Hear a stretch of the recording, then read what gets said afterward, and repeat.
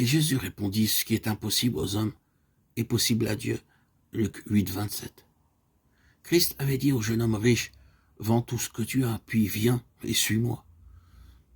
Le jeune homme s'en alla tout triste.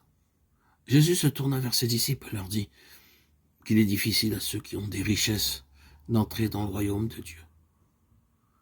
Nous lisons que les disciples furent surpris et qu'ils répondirent, s'il est difficile d'entrer dans le royaume de Dieu, qui donc peut être sauvé? Et Jésus leur donna cette merveilleuse réponse. Ce qui est impossible aux hommes est possible à Dieu. Le texte contient seulement deux pensées. Il est impossible à l'homme d'être sauvé et de suivre Christ par une vie sainte. Mais à côté vient la seconde pensée. Ce qui est impossible aux hommes est possible à Dieu. Considérons ces deux questions. Elles soulignent les deux grandes leçons que nous avons à apprendre dans la vie chrétienne.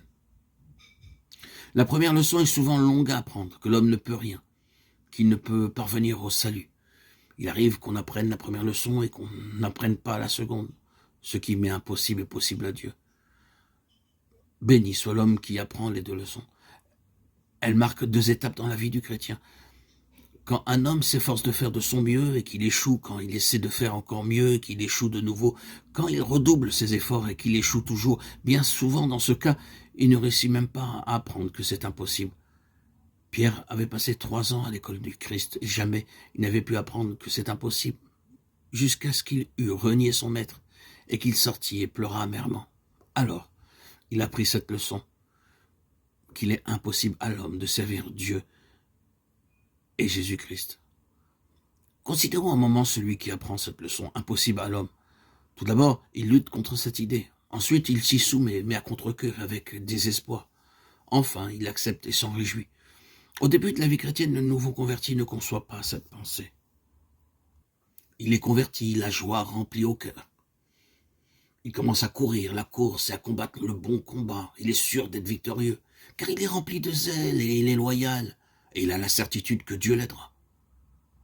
Et cependant, très rapidement, il échoue et le péché reprend le dessus. Il est désempointé. Mais il se dit, je n'ai pas été assez vigilant, je n'ai pas été assez ferme dans mes résolutions. Il se met à prier, il prend de nouvelles résolutions et cependant, il échoue encore et encore. Mais il se dit alors, ne suis-je pas un homme régénéré? N'ai-je pas la vie de Dieu en moi? Et il pense, si, j'ai Christ pour m'aider. Je puis vivre une vie sainte. Par la suite, il en arrive à un autre état d'esprit. Il commence à voir que cette vie est impossible. Mais il n'accepte pas cette idée. Il y a des multitudes de chrétiens qui parviennent à ce point. Je ne peux pas. Donc, Dieu ne peut pas me demander ce qui m'est impossible.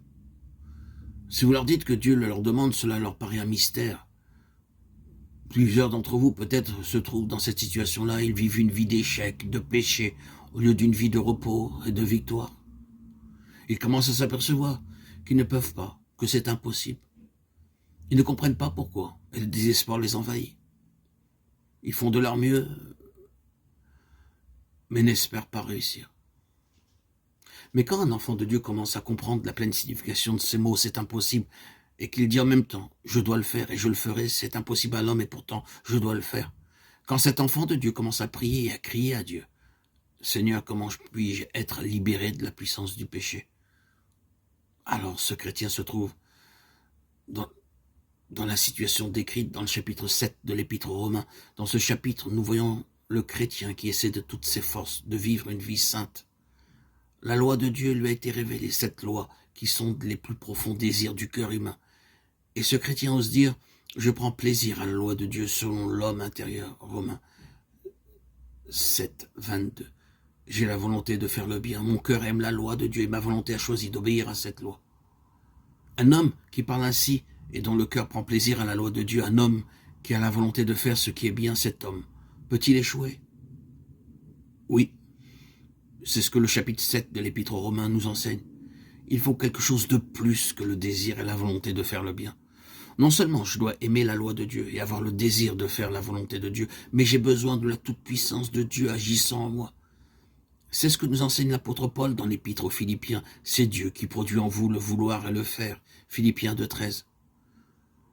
Remarquez le contraste dans le chapitre 7 de l'Épître aux Romains. L'homme régénéré s'écrie « J'ai la volonté, mais non le pouvoir de faire le bien ». Je veux, mais je ne peux pas. Mais dans le second chapitre de l'Épître aux Philippiens, nous voyons un homme qui est allé plus loin, un homme qui comprend que c'est Dieu qui agit en lui, que c'est Dieu qui lui donne le pouvoir d'accomplir ce que sa volonté désire. Recevons ceci comme la première grande leçon de la vie spirituelle. Cela m'est impossible, Seigneur, que ce soit là la fin de la puissance de la chair, la fin de notre moi, que ce soit ma gloire d'être sans force. Béni soit Dieu pour l'enseignement divin qui nous montre notre propre faiblesse. Alléluia. Gloire à Dieu. Gloire à Dieu.